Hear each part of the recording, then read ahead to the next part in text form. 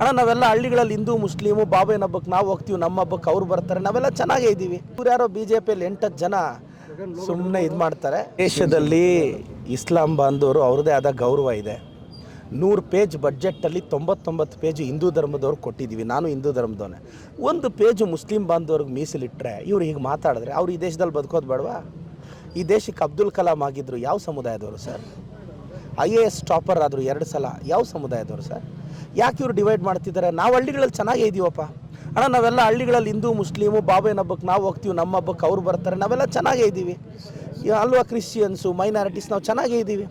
ನಾವು ಚರ್ಚ್ಗೆ ಹೋಗ್ತೀವಿ, ಪೂಜೆ ಮಾಡ್ತೀವಿ, ಅವ್ರ ಹಬ್ಬಕ್ಕೆ ಕರೀತಾರೆ, ನಮ್ಮ ಹಬ್ಬಕ್ಕೆ ಅವ್ರು, ನಾವೆಲ್ಲ ಚೆನ್ನಾಗೇ ಇದ್ದೀವಿ. ಇವ್ರು ಯಾರೋ BJPಯಲ್ಲಿ 8 ಜನ ಸುಮ್ಮನೆ ಇದು ಮಾಡ್ತಾರೆ. ಸೊ ಹಾಗೇನಿಲ್ಲ. ಅಲ್ಪಸಂಖ್ಯಾತರು ಅವ್ರನ್ನ ಡೆವಲಪ್ ಮಾಡೋದು ನಮ್ಮ ಆದ್ಯತೆ ಸರ್. ರಾಜಕೀಯವಾಗಿ ಯುವಕರನ್ನ ಹೆಚ್ಚಿನ ಆದ್ಯತೆ ಕೊಡ್ತಿದ್ದೀರಿ.